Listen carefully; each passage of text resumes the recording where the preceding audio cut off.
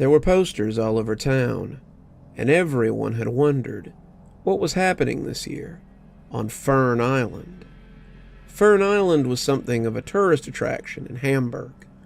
It was a foggy island that sat in the middle of Lake Crawford, connected to the mainland by a wooden bridge that was built in the 1800s and had been maintained ever since.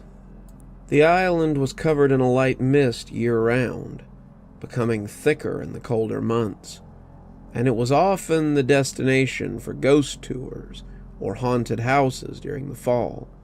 Not a year went by that someone didn't trot out the fact that it was a place they had taken from the Sarota Indians, and that the spirits of many who died there died before their time and were likely to linger.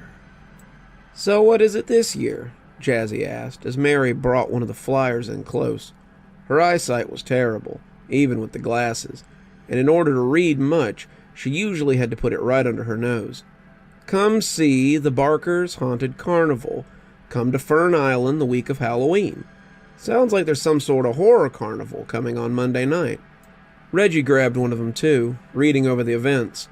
Graveyard maze, haunted house, carnival rides, prize alley, and haunted hayride. Sounds like a blast. "Admission's pretty reasonable too," Jazzy said, reading over his shoulder. "We should definitely go." "It'll be packed on opening night," Mark said, leaning over Reggie's other shoulder. "Maybe we should hit it in the middle of the week." "No way," Jazzy said. "We have to hit it before everyone ruins it for us. It starts at sunset. Does anyone have to work on Monday?" "Nope," Mark said. "Funland's closed for the season, and I'm going to start looking for something else." "Same," said Reggie, as he moved up the sidewalk. Mark punched him in the shoulder playfully. "Like you can't just go work for your dad anyway." Reggie blew him off dismissively. "Why would I want to do that? He'd probably shortchange me." "I've got to study for my chem midterm," Mary started, but Jazzy wrapped an arm around her conspiratorially and shut her up. "You can study any old night, Mary. Come on, come with us." Mary looked away, clearly not wanting to skip her studying, but Jazzy put the final nail in the coffin for her productivity. "You come with us to opening night, and we'll go afterwards to that all-night boba place you like so much."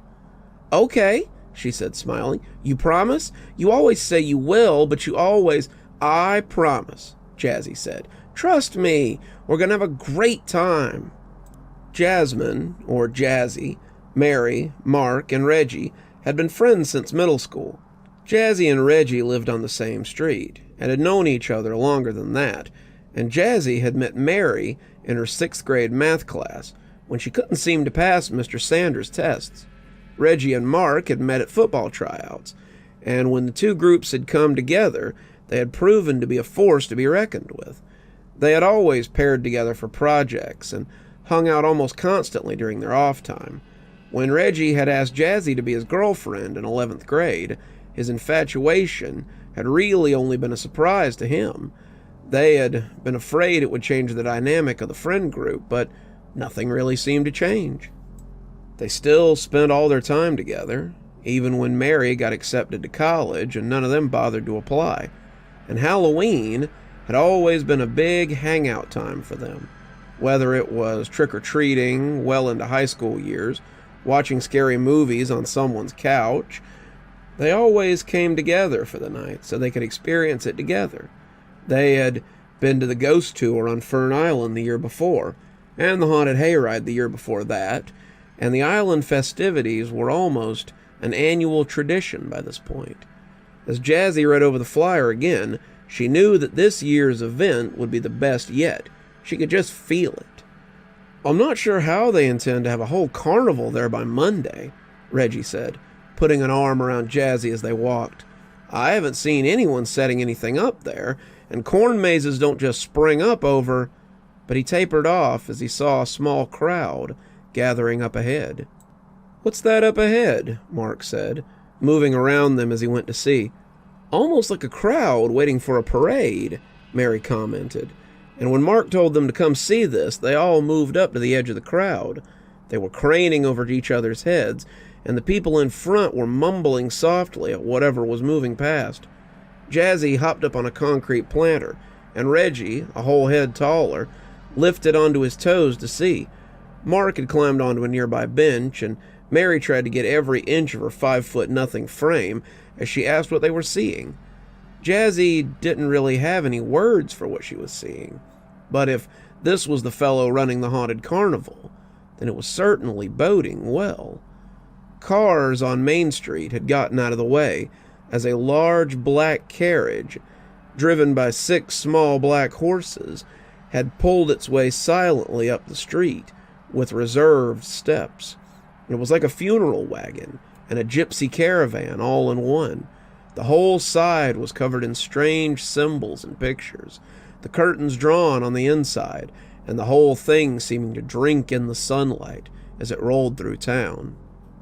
The driver, however, was the real draw. The man was tall and thin. His suit and tail, not to mention his black top hat, made Jazzy think of a mortician. In contrast to his clothes, the man's face was split into a wide grin, and his booming voice seemed to push the crowd back a step as he spoke. He was tossing things into the crowd, and when Reggie picked one out of the air, Jazzy saw it was a metal coin with a skull on the other side. "Come one, come all, to the haunted carnival. Those presenting coins will receive their tickets at half price. The carnival welcomes all who are looking for a haunted experience like no other.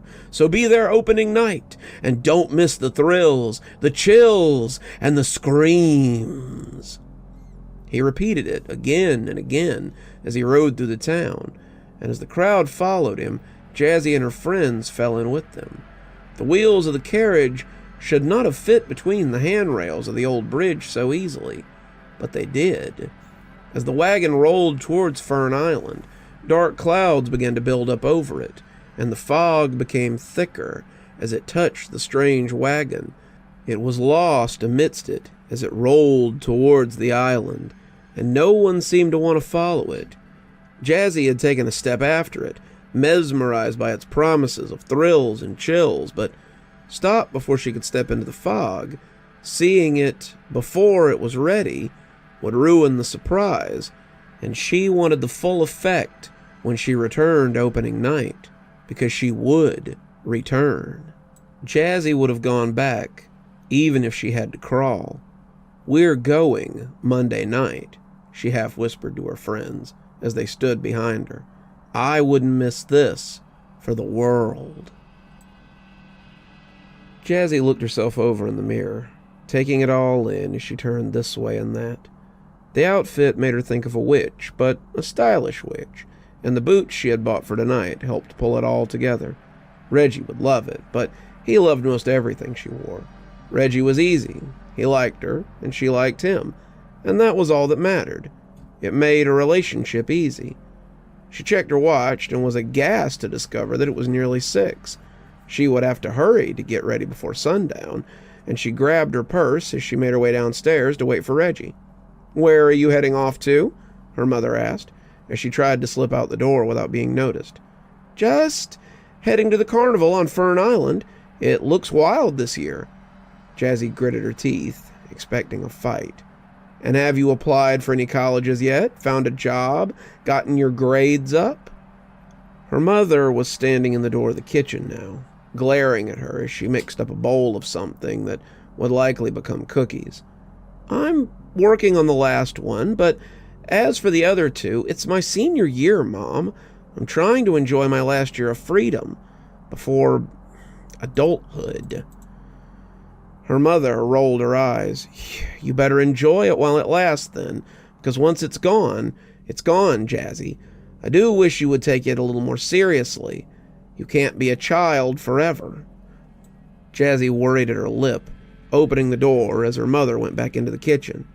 "I can sure as hell try," she whispered, fixing her face as she noticed Reggie was waiting for her. He had pulled his old Datsun up onto the curb a little, and as he got out to get the door for her, she saw that Mark and Mary were waiting in the back seat already. The last to arrive, it would seem, she said, climbing in. You okay? Mark asked as Reggie got back in. Fighting with your mom again? Jazzy nodded. Yeah, she thinks I need to take my senior year a little more seriously. My dad, too, Reggie said with a sigh as he took off. He's pissed I haven't started applying for colleges yet. I told him I didn't think I could leave this town just yet. It doesn't feel like it's the right time. Aw, Mark said, his voice full of sarcasm. You mean I might actually get to be a starting running back at Eastmont? Reggie blew out a raspberry. Only if I take a year off, but you better keep my spot warm for me. They bantered as they went, Jazzy still thinking about what her mother had said, but all thoughts of the future were pushed aside as they got to the parking lot and saw Fern Island. The spirits truly did it all in a weekend, Mark said with a laugh as they came through the fog. They were far from the first ones here. There were already about a dozen people waiting at the head of the bridge when the group arrived, and Jazzy was surprised to see that no one had arrived in costumes of any sort. There were always a few people who insisted on dressing up. Mark had even floated the idea of a group costume, but something had seemed wrong about the idea. This didn't feel like the kind of thing you dressed up for, though she couldn't say why. It felt disrespectful somehow, but that was as close as she could come to explaining it. The fog had been thicker that day than any of them had ever seen it. It clung around Fern Island like a curtain, just waiting to rise on a feature presentation. The dark clouds were gone now, but as the sky darkened, it would have been hard to tell. More people lined up behind them, and it appeared that most of the town had turned out for the carnival. As the sun set, the fog parted, the lights came up, and the assembled were treated to a scene of enchantment. A huge Gothic manor loomed up before them, something the Addams family would have been happy to call home. From the black, peeling siding to the bent weather vane on top, the house oozed creepy. There was a graveyard beside it, a sea of headstones that stretched off into the woods around the house, and beside the manor stood a gaudy neon fair in full swing. The rides ran, the people screamed, and you could hear the sounds of games being played and prizes being won from here. The icing on the cake was a hayfield, complete with tractor, with scarecrows dotting the lush landscape. And at the entrance, poised like a gargoyle, was the barker. Step right up, ladies and gentlemen. Step up and experience terror like never before. Jazzy and her friends paid their way, Reggie turning in his coin from the day before, and for a moment they just stood there, trying to decide what to do first. Reggie and I really want to go on the hayride, Jazzy cooed, grabbing his arm and nodding at him. I was hoping to have a look at the fair, Mark said. Maybe win some prizes at the midway. The haunted house looks fun, Mary said, and I kind of want to check out the graveyard too. Well, Jazzy said, what if we all meet at the fair in, say, a half an hour? Then we can double back and do some of the other stuff too. They all liked the sound of that, and so they opted for a strategy that had doomed groups for generations. They decided to split the party.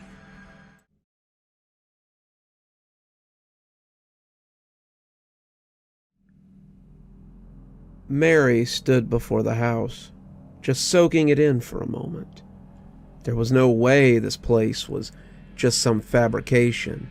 It seemed impossible that it would fit inside the wagon they had seen the other day as it went up the street. The front steps led up to a long, sweeping porch, complete with rockers and little tables with empty drinking glasses covered in cobwebs. The front door was huge and ornate, a knocker shaped like a grinning skull in the middle, and when Mary went to push it opened on its own and expelled a great deal of smoke along with it. It was likely supposed to be very spooky, but Mary couldn't help but laugh a little as she walked through the cloud and into the house. Did it do this for every guest when they opened the door? It must have cost them a fortune in fog liquid for whatever machine they had hidden back there. It got thicker as she went inside, and what she found on the other side was not the set piece from the Addams family she had been expecting. What she found was her parents' living room, complete with the same shag carpet, wood paneling, and ancient furniture that had been there since her grandmother had left it to them. What the hell, Mary thought, as she walked into a near-perfect replica of her family home. Is this some sort of weird, subjective horror housewife kind of thing? She didn't know, but she heard laughing from the area that would be the dining room and went to investigate. Looking at the dining room was like watching one of those old shows from the 50s, complete with black and white filter. Sitting at the table, all dressed like they were out of an episode of Leave It to Beaver, were her parents, her older sister, and her younger brother. Clark was still in his football gear, eating through the slits in his helmet, and Claudia was dressed in a graduation cap and gown, looking a little more normal than Clark as she ate. Her parents were laughing and talking animatedly to them, and as Mary took her seat, nobody seemed to notice. This was a strange sort of haunted house, if it was a haunted house at all. Mary had never seen anything like this, and she was a little concerned that she might be having a fit or something.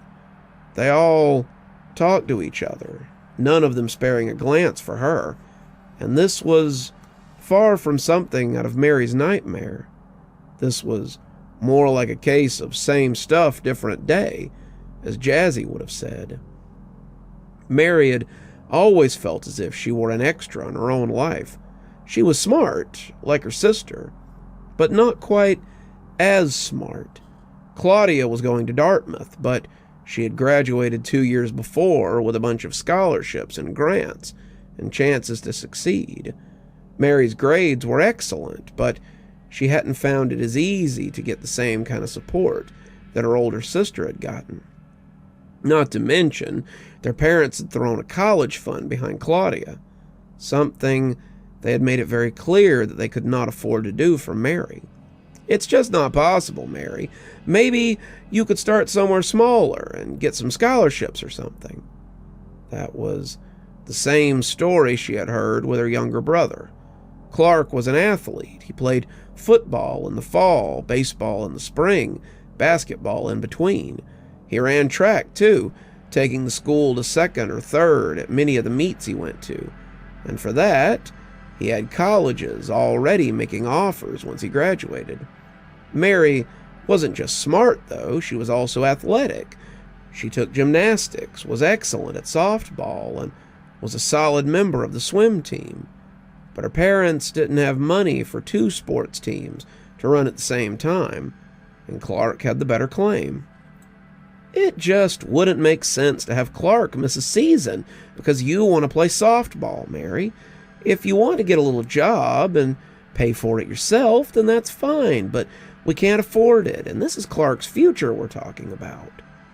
So, Mary had always been the ghost in her own home, someone who haunted the lives of those who were more important. Mary got up, not quite sure what all this was about, and went to the door that would lead her to her room. She was getting a little tired of this, and whatever the hell it was trying to tell her. And if this was her home, then she would just go haunt her room like usual. Instead, she stepped out into the hallway of Hamburg High School. The people walking by were familiar, but she couldn't have said their names. She knew them as faces in the cafeteria, voices in class, the shoes in the hallway.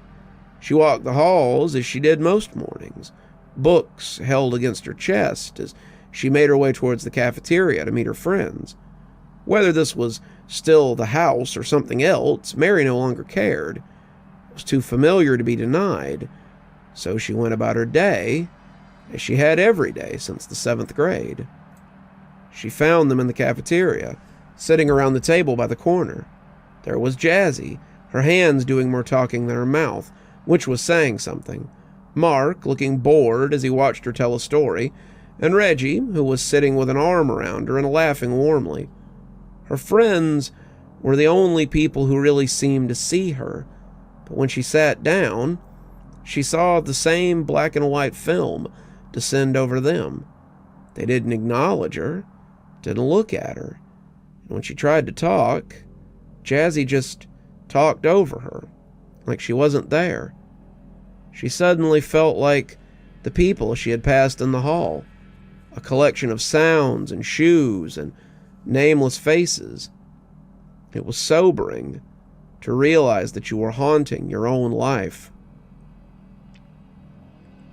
Mark walked up the lane of games in the fair area, hands in his pockets. He was alone again, but that wasn't anything new. Mark usually felt like a third wheel, and he imagined that Mary felt the same. People, sometimes even Jazzy, asked him why he didn't just start a relationship with Mary, and he supposed that that would have made it easier to handle. They could have gone on double dates. She would have followed him around and given him someone to feel close to. But it wouldn't have been fair to Mary, or to Mark. Mary wasn't the one that Mark was waiting for, the subject of his unrequited fixation. Step right up, shoot the ducks, win your prize, beat today's high score, and win the big prize. Mark looked over to the man behind the shooting gallery and had to double take. It looked like the guy they had bought the tickets from, but this version was in a pinstripe shirt and a round-topped hat with a circular brim. He was grinning hugely, offering out the pellet gun for Mark to take, and opening his hands for his payment in the other. Mark passed him $1, grinning as he took up the gun and waited for the man to activate the shooting gallery. The lights came on as he looked down the sight, and as the ducks wafted by, Mark let fly. They fell just as quick, too, yellow and green ducks with little circles on them. A quail flew by, and Mark put it down, too. He missed the second quail, but he hit the third, and by that point, the lights were going out, and the man was clapping as he came back around. Excellent, excellent, my boy. Second place is no mean feat, he said, as he tossed him a stuffed dog. Second, Mark laughed. That was damn near perfect shooting. Can't believe I didn't get first. Sorry, my boy, the man trumpeted, commiserating as he indicated the little placard, but you were close. Mark looked up, and sure enough, he had missed it by 5 points. The revelation, however, wasn't what made him stop. The name in the first place spot was what had caught his eye, and he thought it must be a coincidence. R.A. was next to a perfect score, but Reggie was on the hayride with Jazzy. R.A. must be someone else. His Reggie Andrews was somewhere else. He started to walk away, but suddenly the idea that this R.A. was better than him was unbearable. Another one, he said, handing the barker another $1 as he prepared to shoot. The barker nodded, pocketing the money and setting it up again. Mark shot wonderfully again, but he couldn't seem to get all the quail when they came around. Pretty soon there were 7 stuffed dogs on the counter, and Mark was shaking as he handed the man another $1. Sir, it's okay to be second best. Don't let it... I said another, Mark yelled, physically stopping himself from turning the pellet gun on the man. The barker nodded, and when the third quail came out this time, he had him dead to rights. The quail, however, had other ideas. It veered out of the way as the pellet slapped against the back wall, impotently, and Mark slammed the gun down as he turned towards the man. It was a cheap trick. They had changed it somehow, and now he was gonna...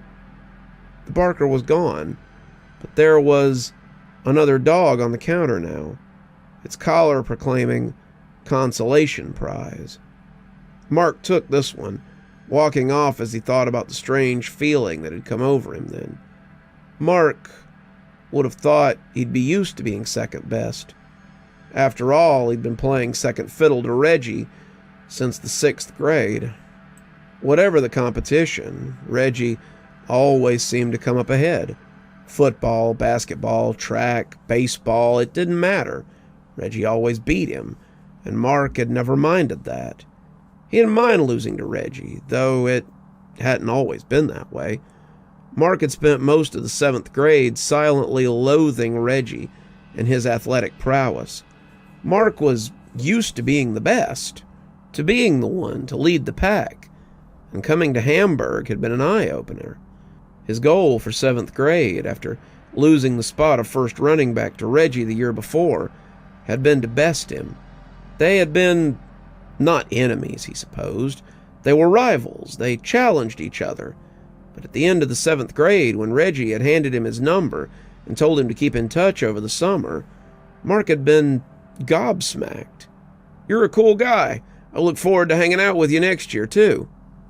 Mark had realized then that the rivalry had been one-sided. Reggie had considered them friends, not enemies, and he had buried his misguided hatred of Reggie, if it had ever been that serious to start with. In truth, it had been something else that led him to hate Reggie, something that stoked the fires of his anger more than losing. "Hey there, kid," someone yelled, and Mark turned to find another barker, this one in an apron with a little paper hat. "You want to try some deep-fried delights?" This series of lookalikes was becoming a little jarring. Mark wondered if this was some kind of family-run carnival or something. Surely it wasn't always the same guy, right? "Nah," Mark said, hesitating as the delicious smell hit his nose. "I don't really eat anything fried." "Ah, I won't tell anyone if you don't," the guy said, winking as he held out a corn dog that was about twice as long as usual. Mark felt his mouth water as the smell of the fried food assaulted him. How long had it been since he'd had a corn dog? 10 years? Maybe 12? It had been before Dad had started insisting on their routine of physical health, that was for sure.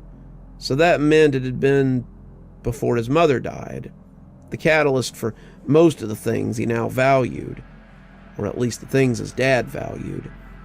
Mark tried to resist, but the smell was just too intoxicating. The first crunch was like heaven in his mouth. "Been a while?" asked the barker, and Mark nodded as he ate. After his mother's death, Mark's father had become obsessed with perfection. He and his son began to work out at 6 a.m. every morning, and they didn't finish until 7:30. Then Mark would eat 2 eggs, lean sausage, and 2 bananas. For lunch, he had a protein shake. For dinner, it was always some new nonsense, super greens or keto meals or something with a lot of protein and nutrients. Mark only understood a little of it.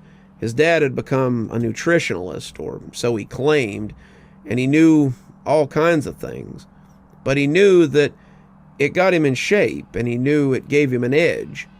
He knew that edge was tenuous. "Want another?" the man asked, and Mark realized the first one was long gone. Mark licked his lips, his belly begging for more. "I better not." "What's the harm?" the barker asked, smiling as he produced a second corn dog. "You can always get rid of it later, right?" The corn dog stopped halfway to his mouth. "What?"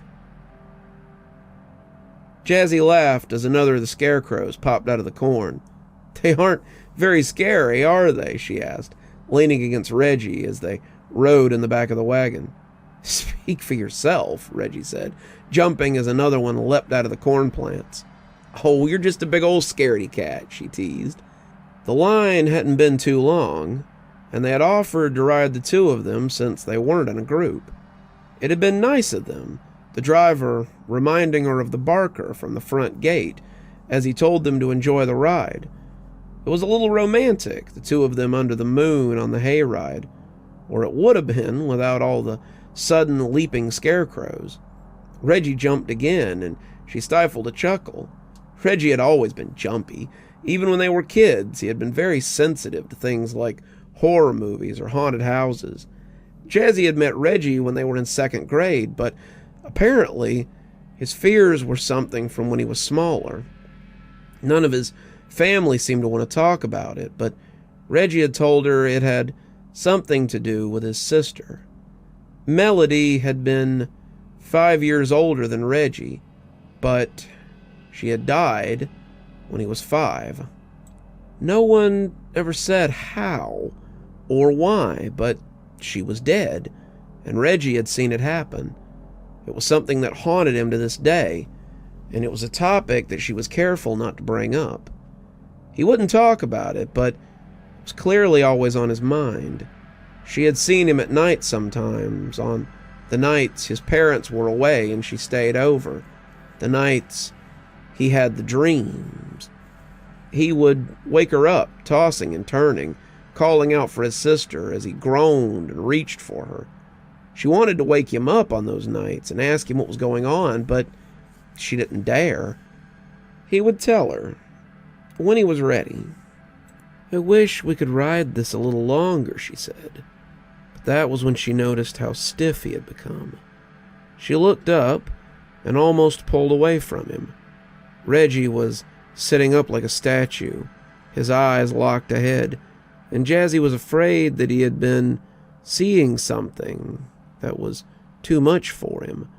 She looked over, but there was nothing there, not even one of the scarecrows, and his head was cocked a little to the side. His mouth was open slightly, his teeth almost chattering, and the sight of him like this made Jazzy scared. "Reggie? Reggie, what's wrong? What are you—" "Melody," he breathed out, and when he stood up, she fell against the side of the wagon. "Reggie!" she yelled, but he was already jumping out of the wagon and shouting his sister's name as he ran off into the corn. "Reggie!" she yelled, hopping out of the cart too and going after him. The corn whipped at her face and arms, stinging her as she chased her love, following him into the limitless field of yellow and gold.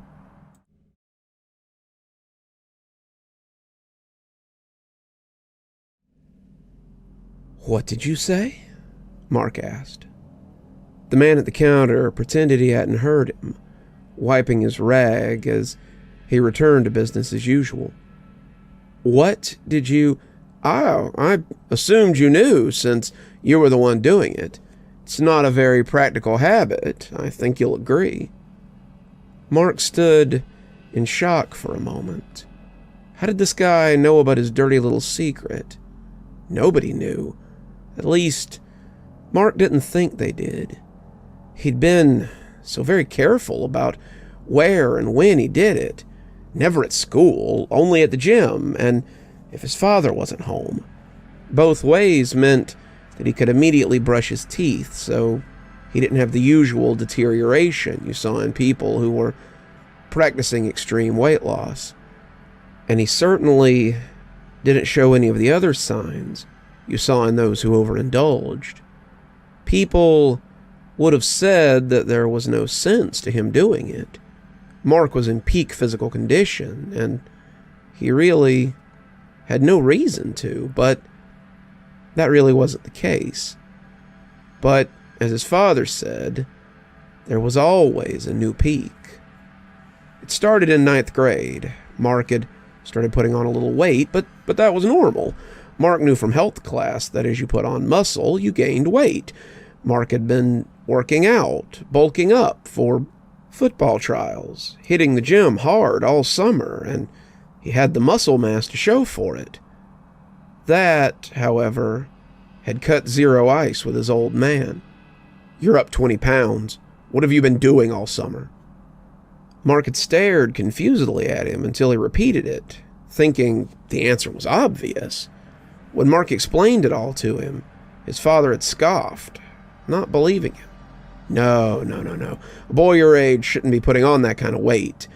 You'll just have to work harder. You can't be getting lax now. You're so close to perfection." Perfection had become a mania in his father. It was something that he'd been studying for years, apparently. Something he had tried to achieve when he was younger, but never quite succeeded. He was old now, though, but he thought it might be possible for Mark. He mentioned his weight, his muscle mass, his diet, everything. This sudden weight gain had been nothing to Mark, just the end result of his hard work. But to his dad, it was a catastrophe. He began to comment on it constantly, telling Mark he was letting himself get lazy. He needed to work harder to achieve perfection.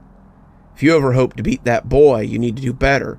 What's his name? Reg or Rand or something? Whoever, if you want to be the best, then you have to act like the best. It had unfortunately taken root in Mark as well. He had doubled down on the smoothies and worked out harder than he ever had, but it didn't matter. He couldn't lose the weight. And as his dad continued to hark on him and his imperfections, he took drastic measures. So he began to purge. So what? Lots of people did it. It wasn't new. It was just once a day. And when his dad congratulated him on dropping some weight, Mark had finally felt some of the pressure come off.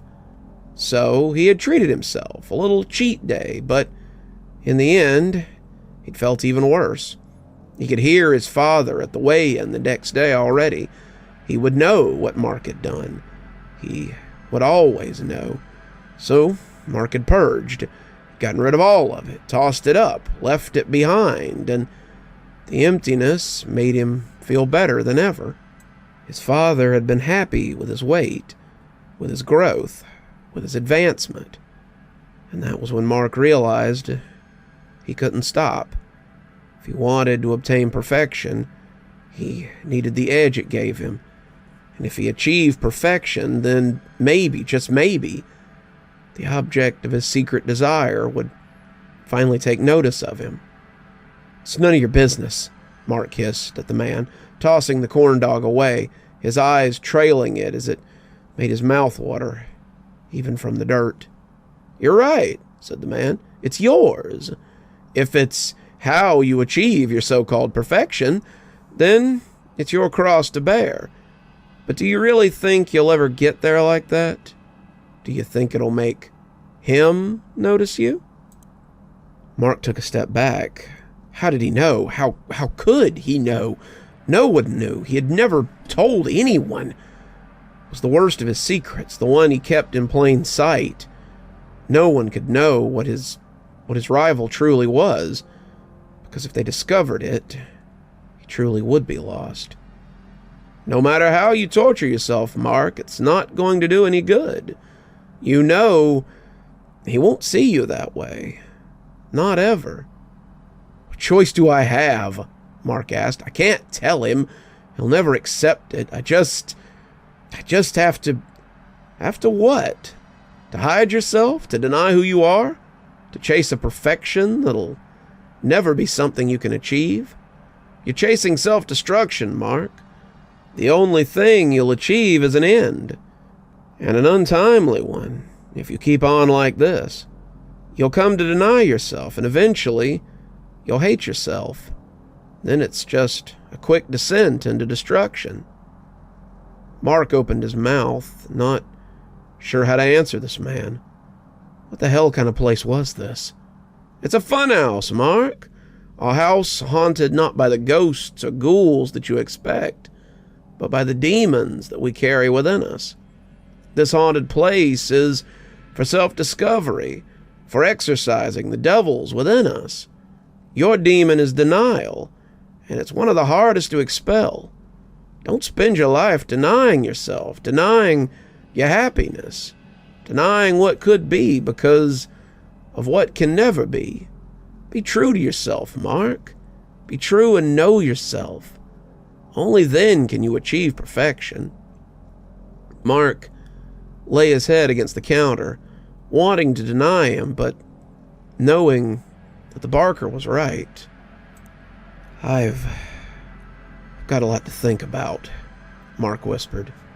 But when he looked up, the booth was empty. Mary sat there, letting their words roll over her as they treated her like she wasn't there. Around her, The people at the tables sounded like her parents, like her friends, and the air was filled with those who overlooked her, unimportant, unseen, unloved, unknown. Suddenly she couldn't take it anymore. She got up and ran from the cafeteria, heading out into the hall populated by the faceless masses. They sounded like her parents too, like the friends who now looked through her, and Mary put her hands over her ears as she looked for respite. They were everywhere. They were surrounding her, mocking her, and as she saw the door to the bathroom, she realized it was her only option. How many times had the bathroom protected her? How many times had she run there when she needed a moment of silence during a long and trying day? She pushed inside now and was glad to find it empty. It was quiet, one of the first places devoid of the noise outside, and she went to the sink as she splashed water in her face. She looked up to find her reflection studying her with an alarming amount of speculation. It was almost as if it moved on its own, independent of her desires. "What are you doing?" the Mirror Mary asked her, causing her to stumble in surprise. She bumped into the door of the stall, eyes locked on the mirror image, as the Mirror Mary laughed at her. "What's wrong? It's perfectly fine when you tell the mirror your problems, but you don't expect me to talk back?" Mary was silent for a moment, contemplating her answer before speaking. "I'm sorry, it's just, you never did it before." It wasn't as if the mirror had never had the room to speak either. Whether it was the bathroom mirror, the mirror in her room, or the compact in her pocket, Mary often spoke to her reflection when she was alone. Her friends would have listened, but that would have placed the burden on them. Her parents would have listened, but Mary felt their answers would have been little more than lip service. In the end, Mary always felt that she had only herself to rely on, so she shared her problems with herself, and that was where they stayed. Mirror Mary smiled. "Maybe I've never had anything to say before." Mary chewed that over, finally nodding as she supposed that could be so. "Why are you hiding, Mary?" she asked, leaning to put her forehead against the glass. "I don't know. I don't know why it should bother me so much that no one sees me. After all, I've been invisible nearly all my life. Why would anybody notice me?" But no, that wasn't right. Her friends had never made her feel that way, and they were some of the few people who did see her. She was no ghost with them. They had never seen her as such. Mirror Mary smiled. "Exactly. Your family will never get there, but your friends seem to have figured it out. They value you in a way that no one else does. And if they can, then why not others? If you act like a ghost, then people will treat you like one. So don't be a ghost. You're the main character of your story, Mary. Go live your life."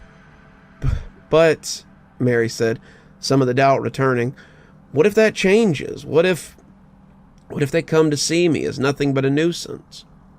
"Then find others who can see your value. But I don't think they will. And I don't think you think they will either. So go back into that cafeteria and see your friends. They won't wait forever." Mary smiled, practically running to the bathroom door as she threw it open. But it wasn't the school that waited for her outside. It was the blank walls of her own home.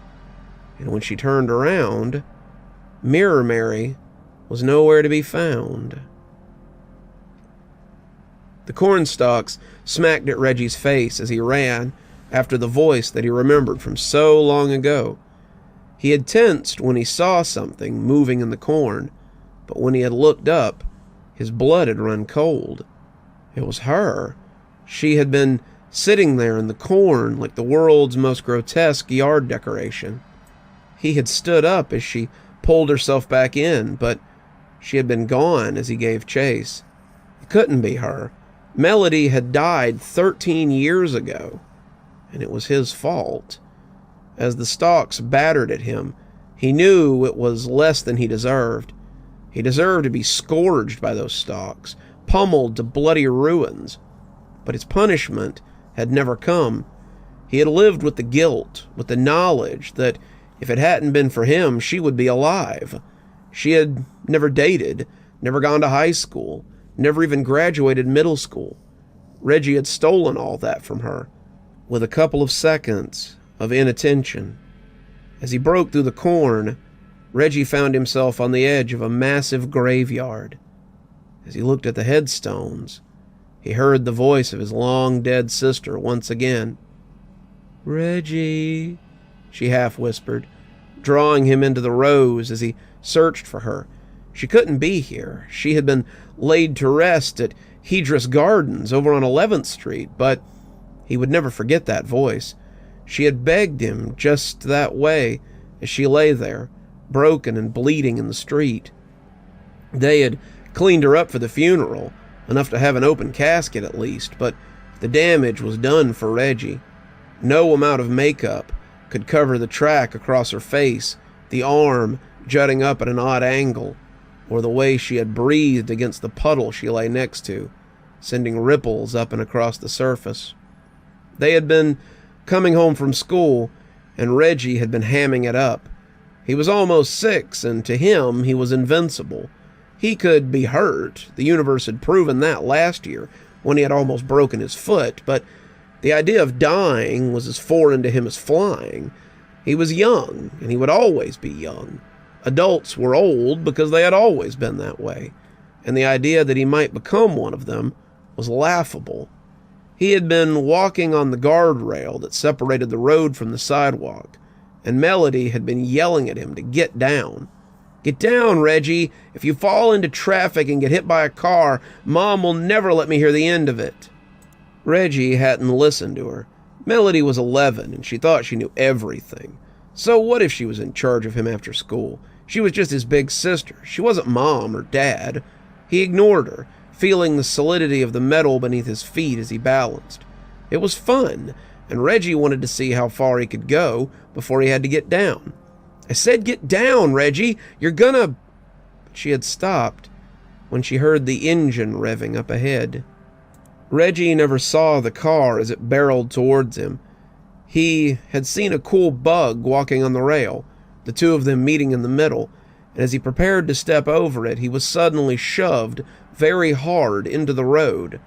It all happened in slow motion, Reggie falling like a leaf from an autumn tree, and when he hit the pavement, he skinned both hands and the side of his leg.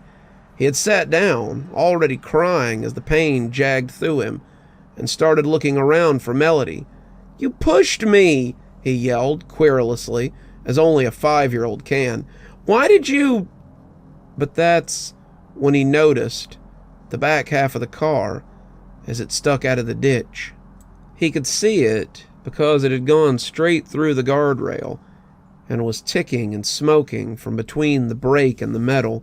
The driver would turn out to be dead, the man having lost control of his vehicle due to a malfunction. But that was for later, and the body in the street was for now. The body of his sister, Melody, was laying in a heap near the rail. The car had passed completely over her, crunching her legs, her arms, twisting her neck, bloodying her nose, and leaving a tire tread across the right side of her face. She was shuddering into death, her breath sounding ragged and forced as she tried to make her deflated left lung work. There was a puddle of something beside her face, a dirty circle of water with a crushed cigarette butt floating in it, and her final breath was sending ripples through it. "Reggie," she rasped a single time, her good eye turning to him a single time before going out forever. A different car had found him in the road, crying for his dead sister and for the unwanted knowledge that death could come for anyone. It was one of the most important events in Reggie's life, and for better or worse, it had made him into the person he was now. That sounded macabre even to him, but it really molded all the decisions Reggie made from then on. If Reggie was taking chances, if he was doing something foolish, if he was doing something unlawful, if he was doing anything that a parental figure might think was unworthy, he would hear that raspy, whispered voice, and he would fix his course.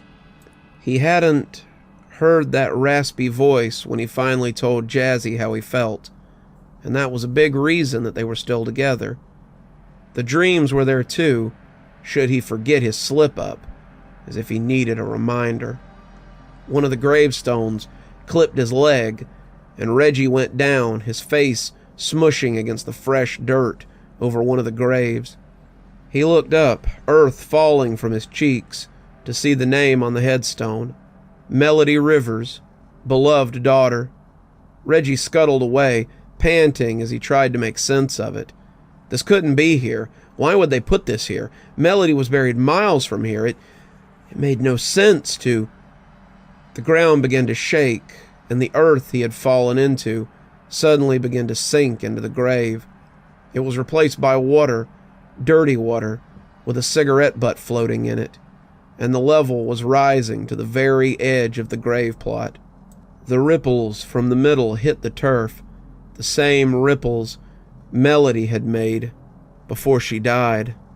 And when something rose to the surface, Reggie felt his teeth clack together as he tried to make sense of it. It was like every nightmare he had ever had after the accident, a nightmare he was glad to see end when he was 14. The corpse of his sister had moved plenty in his nightmares. Every night he was back in the road, his hands and legs bleeding. As he watched, she would drag herself across the road, whispering his name as her bloody body left a streak across the ground. In his nightmare, Reggie couldn't move, couldn't scream. He just watched her get closer and closer, seeing her one good eye look at him with hatred. He would always wake up before she got him, but he always feared the time that he wouldn't. Today, it appeared that she would get him at long last. She was crawling out of the grave, dripping water from her funeral garb. She was a horror worthy of the movie screen. All the work the coroner had done on her was gone. All the rouge and paint in the world couldn't fix her now. She was the same wheezing corpse that he had seen when he was 5, and as she pushed herself up on the lip of the grave and glowered at him, Reggie kept backtracking, the grass and the gravel grating under him, before he finally came up short against the tombstone in the next row over. "Reggie," she rasped, the two of them staring at each other over a long moment before she did something that she had never done before. She spoke again. "You have to stop blaming yourself for my death." "What?" Reggie asked, the gravestone against his back, cold and unyielding. "I am not your failure," Melody rasped, pulling her broken lips into a smile. "You were my greatest success. I saved you, and I did it without a thought.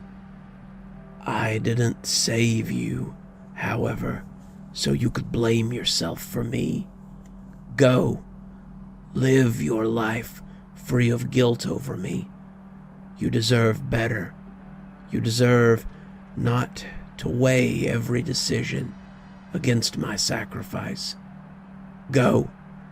Be your own person. Enjoy your life." Reggie didn't know what to say, could only sit and gape at her as she smiled lopsidedly at him. "I take this burden from you, now and forever. Live your life outside my shadow. I love you, Reggie. I always have, and I always will. That's why I kept you safe, so you could go and live your life." She sank back into the grave then, the water retreating as the dirt came back up to fill it. Reggie just sat there, panting as he tried to make sense of all of it. He had to admit that some of the weight he had been feeling was gone. Some of the burden lifted. His soul felt lighter. Maybe, he thought, he could live without Melody at long last. "Reggie!" He looked back at the field of corn, a fog that had enveloped his mind beginning to lift. Jazzy. He had left Jazzy behind. He turned to head into the corn to look for her. But that was when things began to change.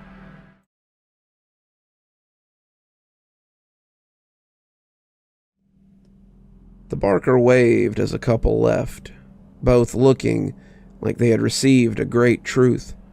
They all left like that. It was what the Barker did for people. Everyone had problems. Even the Barker had problems, but that was what the Barker was here for, after all.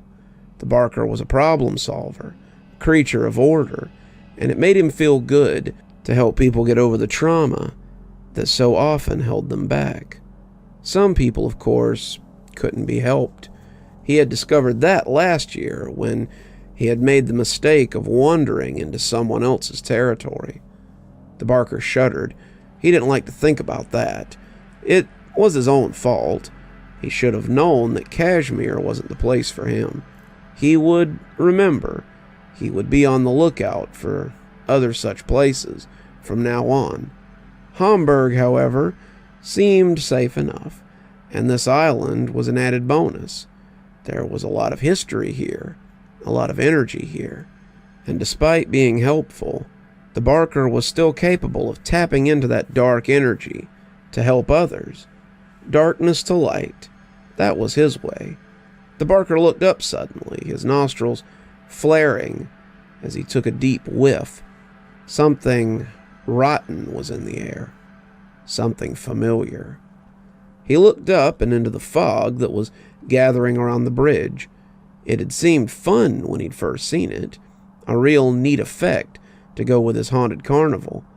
But as something came over the bridge, he thought it might be less neat and more of a concern. The shadows were not those of interested thrill-seekers, not by a long shot. One of them was huge, a gargantuan with things moving on him, and as they approached, the Barker put on his best smile as he prepared to bluff his way out of danger yet again. He prayed his suspicions were wrong. "I do apologize, but the hour is quite late, and the carnival is only open till 9. You'll have to come back tomorrow." But as he looked up, he saw that his fears had been valid.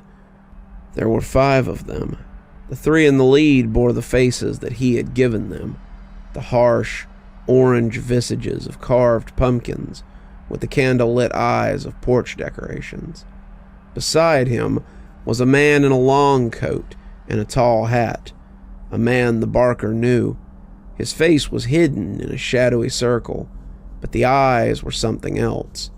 The shadows did little to hide the angry red coals that looked out from beneath that cowl. The last, that hulking brute, was the worst one yet. He was massive, 7 feet tall, and nearly as wide, and his body seemed to be made of vines or roots. As he moved out of the fog, the Barker could see that his skin was made of living corn stalks, the plants growing amongst them looking hale and hardy.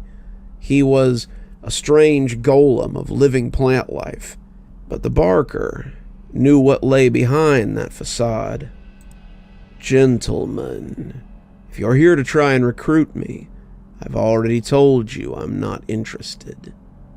One of the pumpkin heads stepped forward, and the Barker tried not to cringe as its tongue slid out and picked a beetle off its cheek. "It is not up for debate anymore, if ever it was." The Barker stiffened, looking at the man in the coat as he shook his head. "Whistler, I see he has finally convinced you to join up. And Corn Man, you too.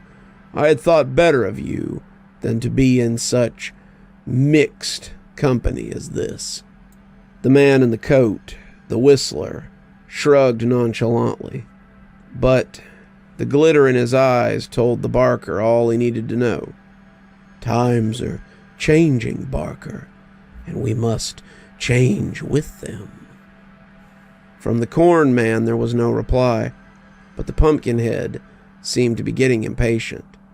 He's not asking anymore. The Green Man is calling all his chickens home, and he's done letting you roam free. The Barker laughed. The Green Man? I don't answer to your Green Man, and I certainly don't answer to you.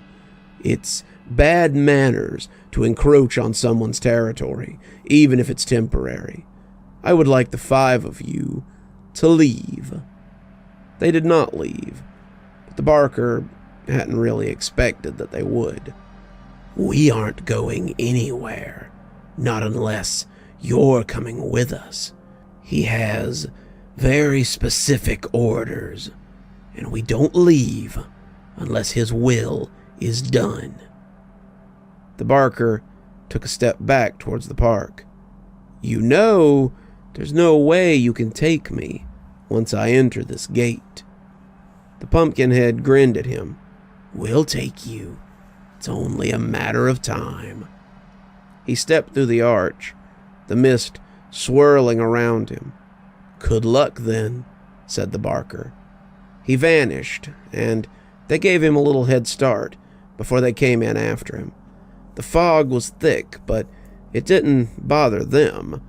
They had been through thicker.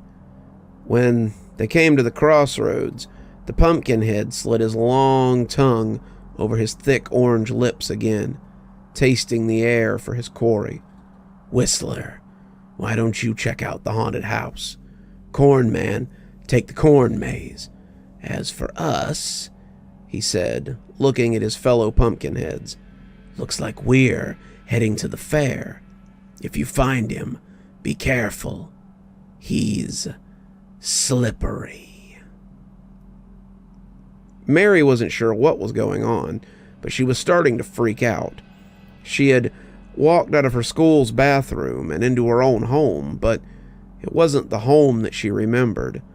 The carpet was plush, the walls were the same flat eggshell that they had always been, and the pictures on the wall were very familiar, but normally in her parents' home it was only 2 left turns before you came out to the hallway and into the kitchen.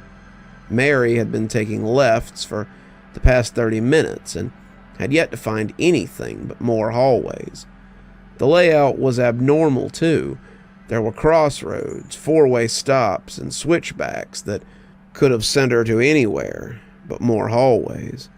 Now the walls were becoming darker and darker as she went, going from eggshell to a charred gray, and the carpet had been getting shorter and shorter, until now it was like the stuff in her dad's study. Burma, he had called it, and it was scratchy when she sat on it. The lights had changed too.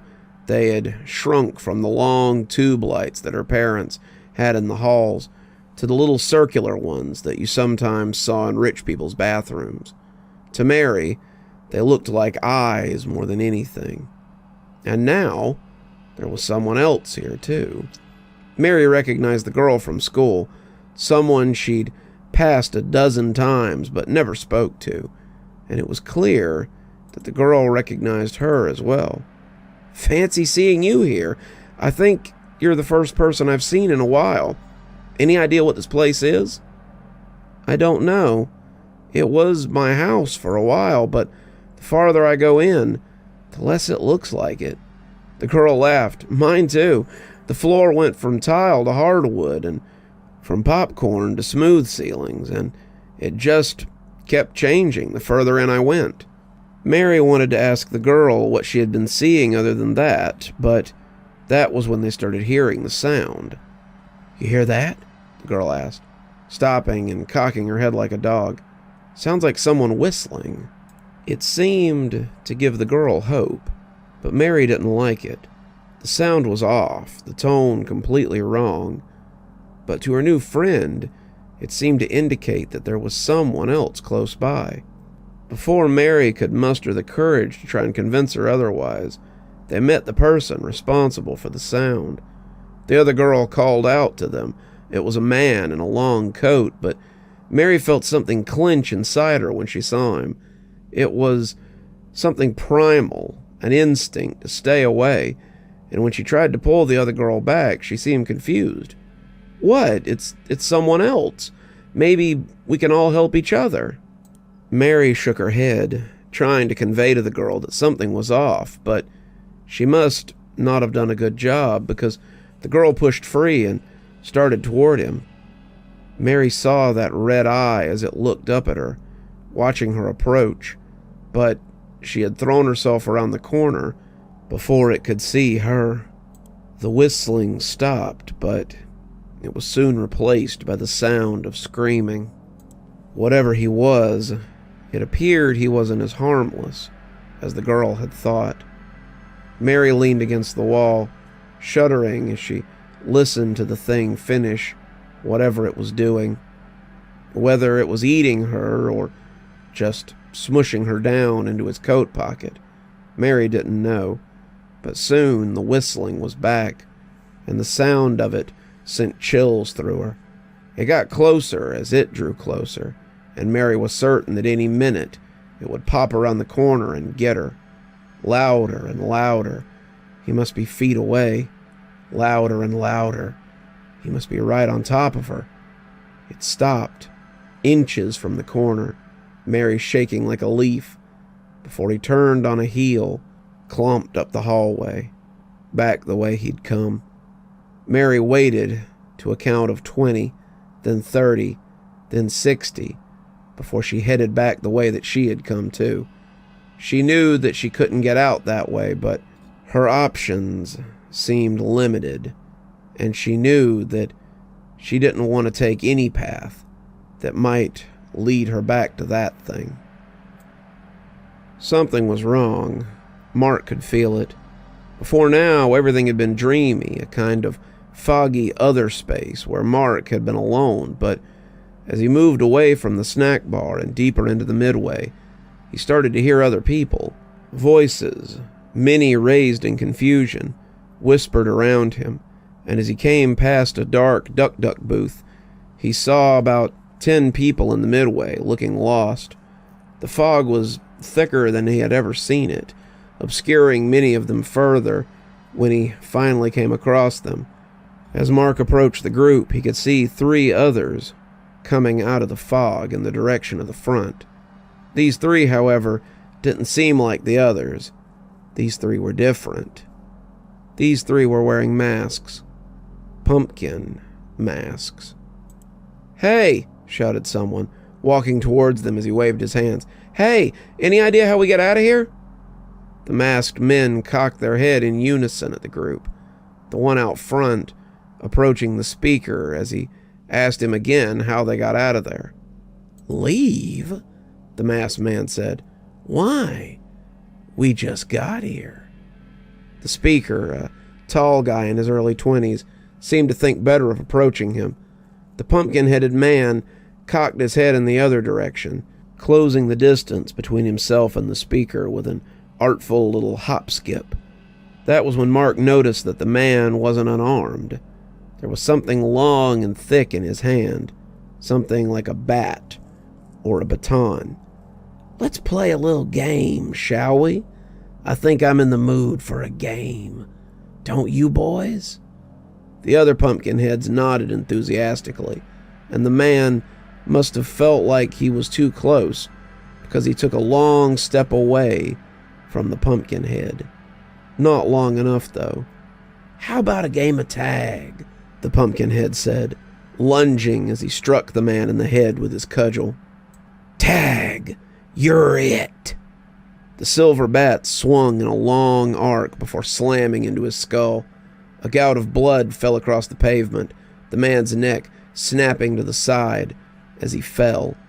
He twitched several times, his arms reaching for his head, but they seemed unable to make the full trip. The others broke then, running and screaming, and Mark joined them as he headed back into the midway. The Pumpkinheads gave chase, and Mark was already looking for a good place to hide.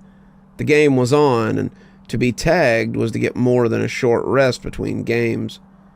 Mark jumped behind the counter of a ring toss booth, and as he came to rest under it, he heard someone stifle a scream. He glanced to his left and saw a girl about his age, hiding beneath the counter too. She had a hand over her mouth, and he could see blood on the front of her blouse. He wondered if she had been close enough to the man who had been tagged to catch some of the spray, but it was a thought that was erased quickly as he heard the crunch of boots on concrete. They were here, and the game had begun. "Spread out," said the one with the silver bat. "No witnesses. If we kill enough of them, the old fool is bound to come out to protect the rabble." The woman put another hand over her mouth, shaking as the sound of feet got closer. Mark looked around, wanting options. He could make a run for it, but he didn't think he could just leave the poor woman here. He could run anyway and draw them off, but there was no way to know if all of them would follow him. He could fight, but that would just get him killed. They were quick, they were strong, and he didn't have a weapon. When his eyes found the crowbar, Mark realized that might not be true. He grabbed up the cold metal thing, gripping it tight as he got ready for whatever was to come.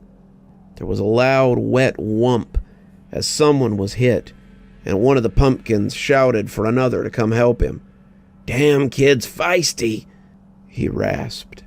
And when someone answered from the other side of the counter, Mark turned to the girl. "If you're going to run," he mouthed, "I'd do it now." With that, Mark made his move. He vaulted over the counter in one smooth move, catching the Pumpkinhead mid-turn as he splattered him.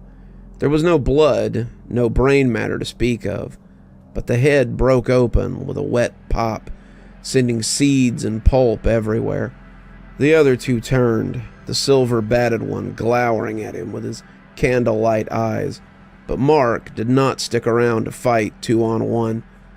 Mark ran deeper into the midway, trying to find another exit so he could find a way out of here. Jazzy sat in the middle of the field, her knees against her chest as she wept. She was lost amongst the corn, and there was no escape now. She had followed Reggie as close as she could, but it hadn't made any difference. She had lost him in the corn, and now they were both gone. She'd never find him, never see him again. Just thinking about it made her sob all the harder. She put her head against her knees, the tears wetting her dress, as she wondered how she would ever find her way out of this. "What's wrong?" Jazzy started, looking up to see, of all things, a little girl peeking out of the corn. She was so small, 4 or 5 at the most, and she was wearing one of her father's shirts as a nightgown. It covered all but her toes, 10 dirty little piggies that had spent far too much time in the mud. "Are you okay?" the little girl asked, coming slowly from the corn and walking towards her. She was young. What was she doing out here? It wasn't freezing out, but it was late October. What the hell was she doing out here, barefoot and in a nightgown? "How did you get out here?" Jazzy asked, sitting up a bit as she tried to make herself look less pathetic. "I'm lost," the little girl said, reaching out for Jazzy as she shivered in the night air. "Do you know where we are?"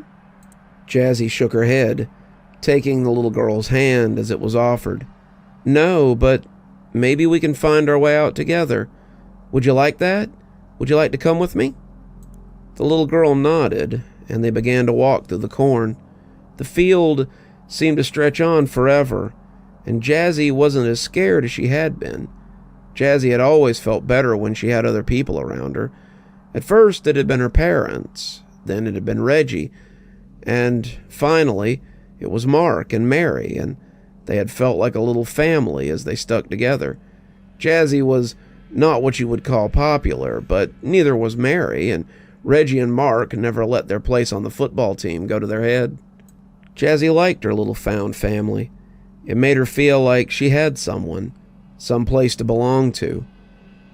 "Did you lose your parents?" Jazzy asked, as the two of them walked through the corn. "Yeah," the little girl said with a nod. "I think so. What about you? Did you lose your parents?" "No," Jazzy said. "I was here with my boyfriend, but he got scared and ran away, and I can't find him." The little girl made a face. "Ew, boys are gross anyway. It's probably better without him anyway." "No, Reggie's not gross. He's the nicest guy I've ever met. I think I love him, in fact. I'm pretty sure of it." Jazzy froze as someone called her name from not too far off. It sounded like Reggie, but when she tried to go that way, the little girl held her back. She had a death grip on her hand, and when Jazzy asked her what was wrong, she shook her head and pitched her voice low. "It's a trick. Let's not go towards them." "But it sounds like Reggie," Jazzy put in. "If he's looking for us, then maybe he can help us get out." The little girl refused to let go, trying to pull her deeper into the corn as the voice continued to call out to her. "That's how the monsters get you," the little girl said, like it was the most obvious thing in the world. They call your name, and then you follow them into the woods, and then they gobble you up. Don't you know anything?" Jazzy was pretty certain that the person calling was Reggie, but the little girl had made her rethink it. Could she really be sure it wasn't a trick? Who would be trying to trick them? She didn't know, but this whole thing was so weird that she found herself following the little girl as the two of them went back into the corn. "We have to be careful," the little girl whispered. "He might hear us." "Who?" Jazzy asked, looking around fitfully. "This thing that some of my friends told me about. This old story about a monster in the corn. They say that he lives in the corn and he grants wishes, but he also hurts people. Sometimes he even kills them. They call him..." But that was when they heard it. The rustling in the corn. It sounded big, like something huge was moving amongst the stalks, and the two of them stopped. Jazzy was suddenly overcome with a deep and unmoving fear. It swept through her like a metal wire, holding her in place. She looked at the girl, the one trembling in her hands, and heard her quietly humming something. "Corn man, I can stand as the corn stalks can. Corn man, still as stone, not like a man. Corn man, still and quiet as the corn stalks can." The rustling got closer, the stalks rattling faster now. Whatever was out there, it knew they were there and it was coming for them. Jazzy wanted to run like a scared rabbit, but that wire was coiled so tightly in her that she could barely breathe. "He's coming," the little girl whispered, and she closed her eyes as the two of them quivered in the corn. "Jazzy!" someone yelled, and as they erupted from the corn, she breathed a sigh of relief. Reggie had found them there, and the smile that broke across his face was cherubic. "Thank God! I didn't think I'd ever find you." When the vines exploded out of his chest, spraying Jazzy with blood, the scream that rose in her was nothing but the whisper of a deflating tire.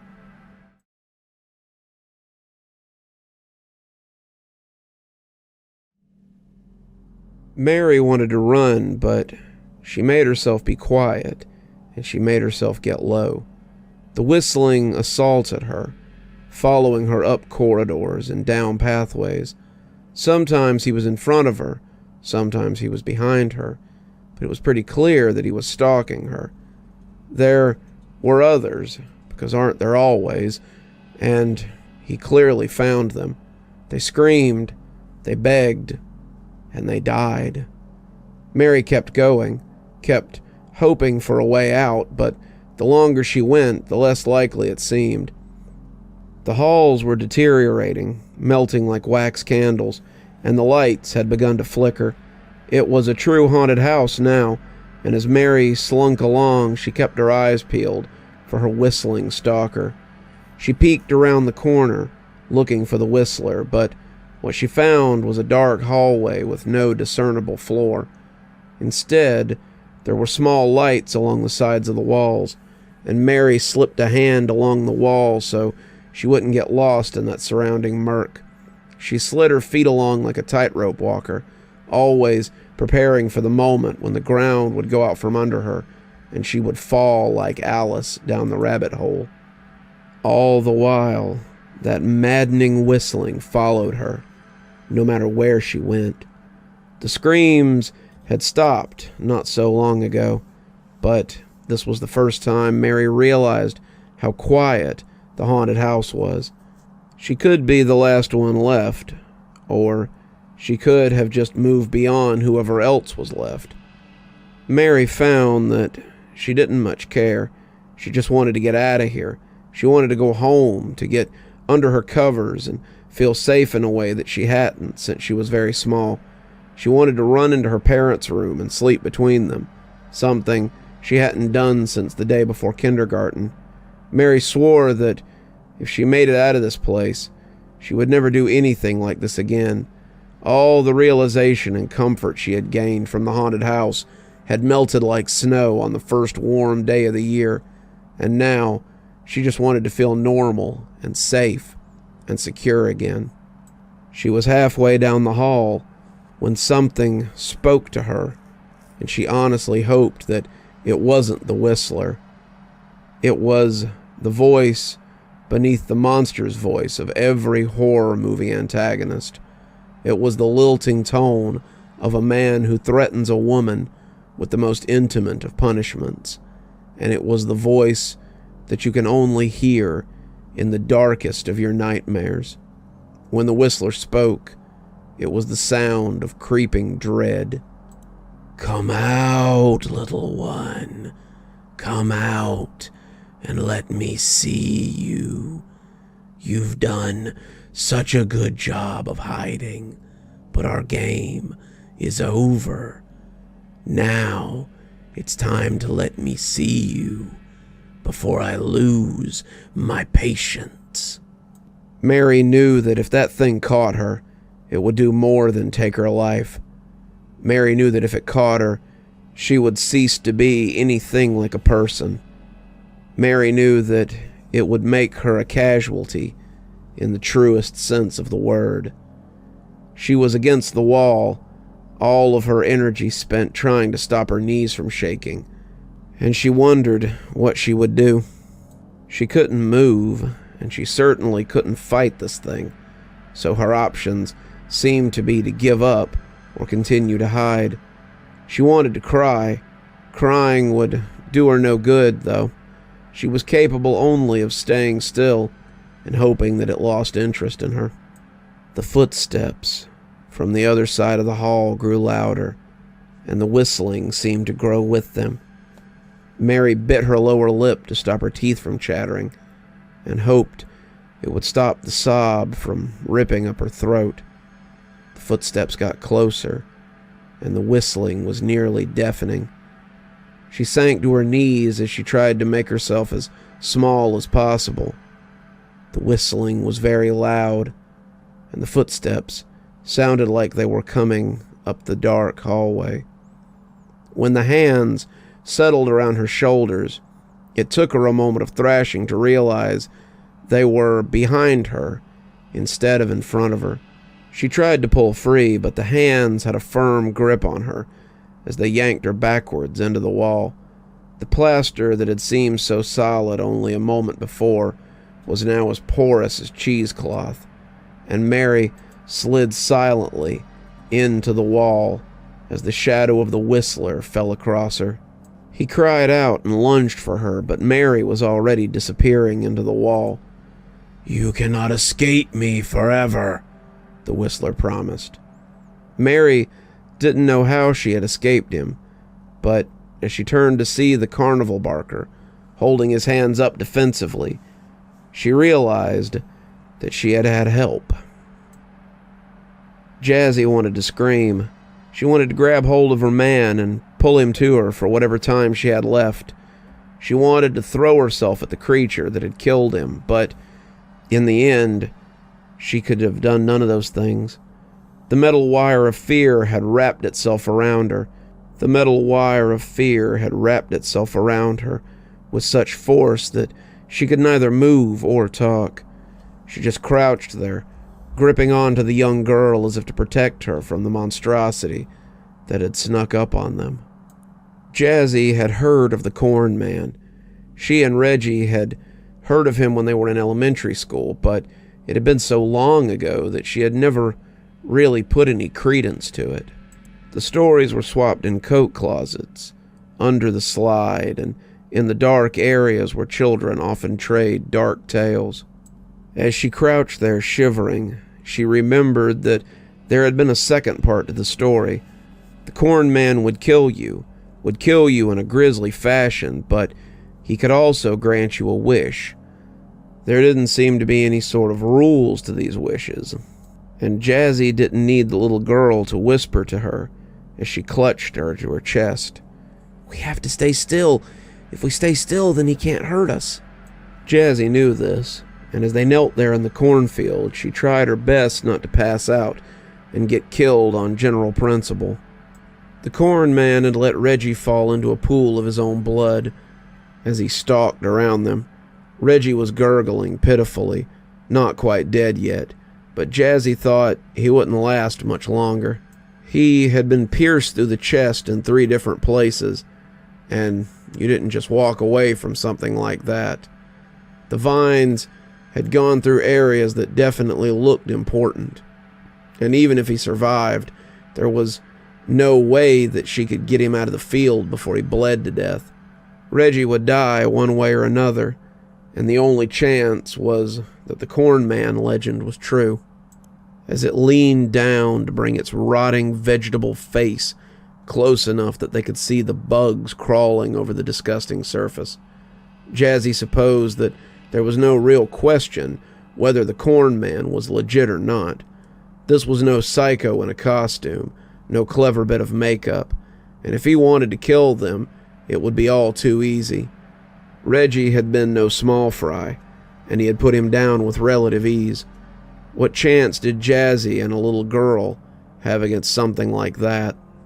As the man she loved bled out his last in the middle of this endless cornfield, Jazzy and the little girl stayed as still as the corn stalks that surrounded them, and finally, the Corn Man was satisfied. "Ye have fulfilled my bargain, and are owed a boon. Tell me, what would you have of the Corn Man?" It took Jazzy a moment to find her voice, and when she spoke, it was barely audible.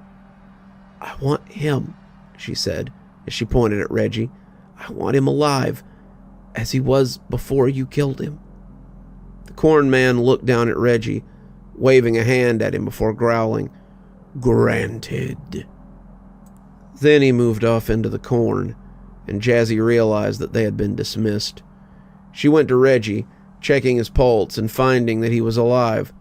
His wounds had been healed, but there was blood still on the ground.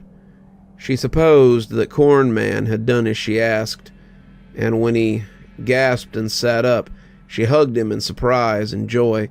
She had expected the Corn Man to give her some sort of monkey paw wish, but she supposed he had been true. "What the hell happened?" Reggie asked as he looked around. Did I go to sleep or something?" "We've got to get out of here," Jazzy said. "Something is going on, and we need to find Mary and Mark and get out of here when we still can." "Fine by me," Reggie said, as he rubbed a hand across the side of his face. "I think I've had enough haunted carnivals for a lifetime." Jazzy helped him up, his legs still a little shaky, and they had taken a few steps before she looked back, remembering the girl. Jazzy glanced around, not sure where the girl had gone to, but when she went to call out to her, she realized the futility. The girl had never given her name, and Jazzy couldn't imagine where she had gotten off to in such a hurry. She looked around frantically, not wanting to leave the girl behind, and when Reggie asked what was wrong, she told him that she had lost track of someone that she had met in the corn. "Did you have someone with you?" Reggie asked, looking confused. "Yes," Jazzy said as she glanced around. "It was a little girl. You saw her. She was there when you came out of the corn and fell down," Jazzy corrected, not ready to tell him that he had had a near-death experience. Reggie thought about it before shaking his head slowly. "No, when I came out of the corn, it was just you. You were crouched in that spot, talking to yourself, and then I guess I passed out or something, because the next thing I know, I was waking up in the cornfield." "No," Jazzy said. "No, you had to have seen her. She would have been right." But Jazzy thought she understood then why the little girl had looked so familiar. Jazzy's mother had told her that she needed to grow up, and it seemed that maybe her childhood had come to help her one last time before she did. "Jazz, are you feeling okay, honey?" Jazzy nodded, kissing him on the cheek and telling him that she would be okay. They had come back to the track where the tractor had been when they heard a rustling in the corn. Both of them stood still as they could, Jazzy telling him that it might be one of the people that was causing the trouble. In her mind, she thought it was the corn man. Then they could stand still again and he would go away. She didn't care if he gave her another wish. He had already given her the only thing she really wanted at that moment, and she couldn't think of anything else to ask for. When the corn stalks parted, though, it was no hulking monster, but Mark who came stumbling towards them. "Thank goodness! I wasn't sure what had happened to you guys. I remembered you said you were going to take a hayride, so when I came across the entrance, I thought maybe you guys had gotten stuck out there.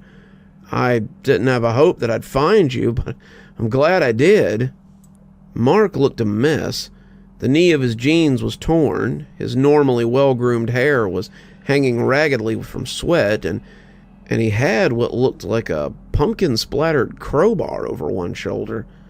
He was out of breath and clearly flustered, but other than that, he didn't look much the worse for wear. That he had been involved in something as strange or terrifying as what the two of them had been involved in, Jazzy had no doubt, though. "Have you seen Mary?"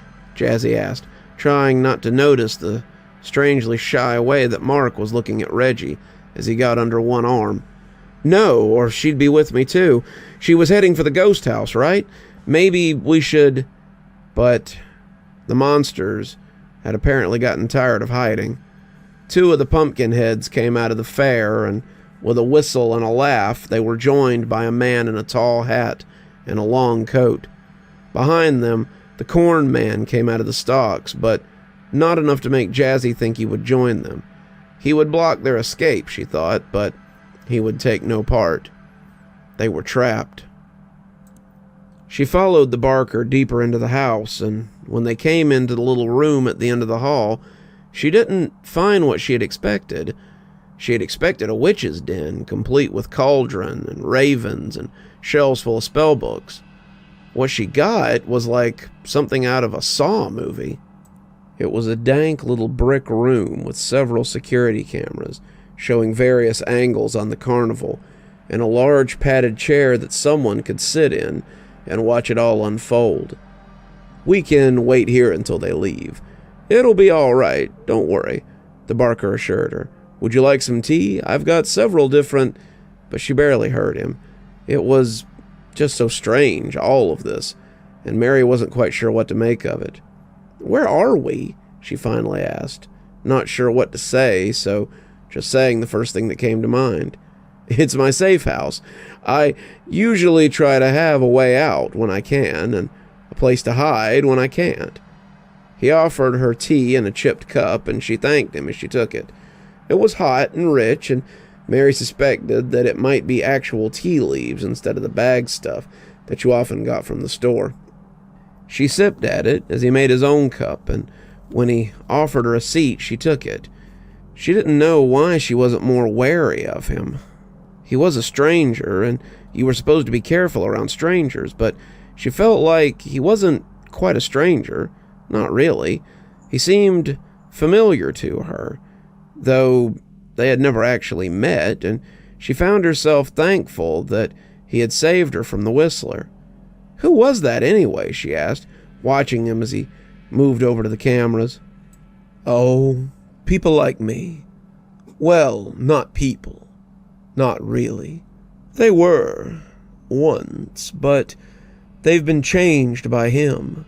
He comes to them, you see, when they are at their weakest, and offers them things.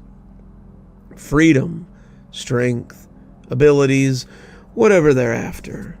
What he doesn't tell them is the power is like a collar. They have the power, and it will always belong to them, but they owe him for that power. He can't take it back, but he can hold it over you, and the time is coming when he is calling in his markers, and markers and debt are the currency of his world.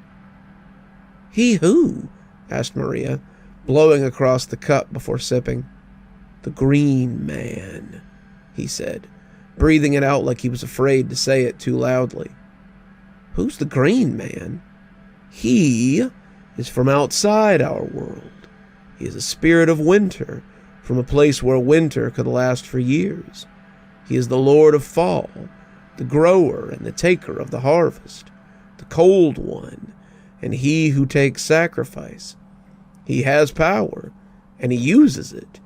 He is the reason that I can help people at all. Something flashed across the screen for a moment, people running and things running after them, but it went by too fast for Mary to see. Why would you accept power from something like that? You don't seem like the Whistler. You're the one who helped me, aren't you? She asked, starting to put it together. When the barker turned around, Mary pulled away a little. His face had become hers. I got the idea from your mind, he said, grinning, but yes, it was me. He moved a hand down and across it and was suddenly himself again. I like to help people, to show them how they're hurting themselves and how they can help themselves. That's why I run my yearly event, so I can help people. All I have ever done is help people. That's how he caught me. He knew my efforts were failing, my funds depleting, and he offered me the ability to help more people than I would ever help in my lifetime with my limited resources. I accepted, of course I did, not knowing what he was, and now he has my number. I've run from him for so long, but this is the closest they have ever actually come to catching me. What about the people you helped here? Mary asked, and she felt a little guilty to see him look away, clearly uncomfortable. Do they get to suffer because these things are after you?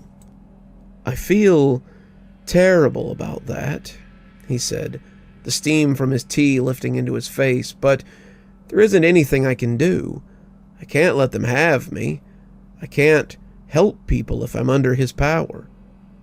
Mary was about to say something, but then the camera buzzed over another scene, and she felt her breath stick in her throat.